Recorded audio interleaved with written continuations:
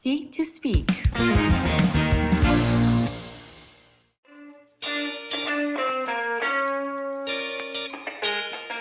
Honestly, it's practice, because even now, like I was speaking just now and I was shaking. Okay, you can't tell, and I felt hot. My throat was tightening up and everything, but these are all sensations that I'm familiar with.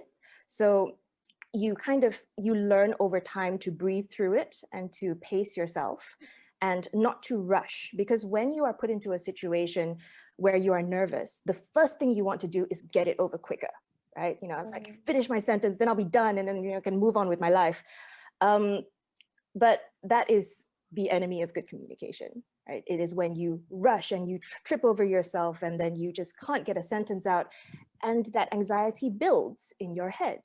And a lot of it is in your head, because people won't be able to see or feel the sensations of trembling, right? It is all in the calm of a delivery. And when it comes to that, how to sound authoritative, okay, this was something that I actually had to work on when I started in radio, because I've read the same research as you, I think, Isa, and one of the things that someone in my station told me when I first started was that I sounded young. And when you sound young, you don't necessarily carry that authoritative feeling into whatever it is that you're saying. So I deliberately pitched my voice lower when I was on air. I deliberately spoke slower.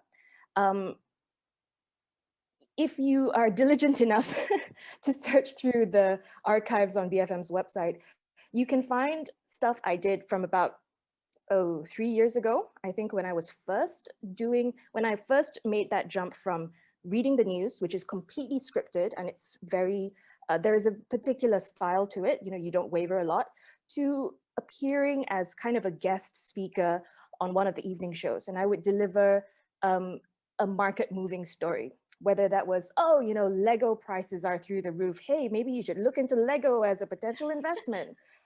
Or things like, Leong Hub, which is a massive egg producer, is going to go into a public offering. So I would do all of that.